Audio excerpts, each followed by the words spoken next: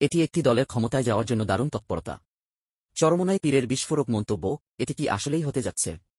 ইসলামী আন্দোলন বাংলাদেশের আমির চরমোনাই পীর মুফতি সৈয়দ মোহাম্মদ রেজাউল করিম সম্প্রতি এক বক্তব্যে বিস্ফোরক তথ্য প্রকাশ করেছেন। তিনি জানিয়েছেন, ৫ আগস্টের পর একটি দল পুরোপুরি ক্ষমতায় যাওয়ার জন্য মরিয়া হয়ে উঠেছে। এই দলের চক্রান্ত কি নতুন কিছু দেখাবে, নাকি পুরনো হালকা প্রচেষ্টা দিয়ে তারা দেশকে বিপদে ফেলবে?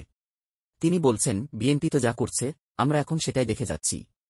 গত ২-৫ জানুয়ারি রাজধানী কাওরানবাজারে ইসলামী আন্দোলন বাংলাদেশ ঢাকা মহানগর উত্তরের সম্মেলনে পীর সাহেব আরও জানান, ছাত্র জনতার স্বতঃস্ফূর্ত অভ্যুত্থানের পর মানুষ এখন নতুন আশায় বুক বাঁধছে। তার মতে, নীতি ও আদর্শের মূল কথা ইসলামে। যারা সত্যিকার অর্থে আদর্শে বিশ্বাসী, তাদের ক্ষমতায় আনা উচিত বলে সাফ জানিয়েছেন তিনি। এছাড়া চরমোনাই পীর বলেছেন, রাজনীতি আসলে দেশ, জাতি এবং মানুষের কল্যাণের জন্য হওয়া উচিত। কিন্তু স্বাধীনতার পর বর্তমান সরকারের কাজকর্ম দেখলে তো মনে হয় জনগণের সেই আশা পূরণ হবে না, তাদের কোনো নতুন পথ এখন দেখানো নেই বলে মন্তব্য করেন তিনি।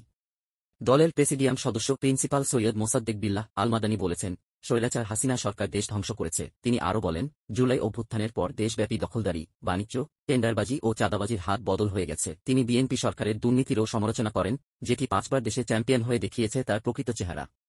অধ্যক্ষ হাফেজ মাওলানা ইউনুস আহমদ বলেন, ভালো নীতি এবং নেতার মাধ্যমে দেশ চালালে সবকিছুই পরিবর্তন হবে। চরমোনাই পীরের নেতৃত্বে ইসলামী রাষ্ট্র প্রতিষ্ঠিত হলে দেশের মানুষ সুফল পাবে। যুগ্ম মহাসচিব মাওলানা গাজী আতাউর রহমান বলেন, পিআর পদ্ধতির মাধ্যমে প্রকৃত জাতীয় সরকার গঠন সম্ভব। ইসলামের আলোকে একটি কল্যাণ রাষ্ট্র গড়ে তুলে সন্ত্রাস, দুর্নীতি ও চাঁদাবাজির বিরুদ্ধে কঠোর ব্যবস্থা নিতে হবে। বৈষম্যবিরোধী ছাত্র আন্দোলনের অন্যতম সমন্বয়ক আব্দুল হান্নান মাসুদ বলেন, দেশকে বিভক্ত করার রাজনীতি আর একদমই হতে দেওয়া হবে না। আওয়ামী লীগ যদি পুনর্বাসনের চেষ্টা করে, তবে তাদের পথে বাধা আসবে।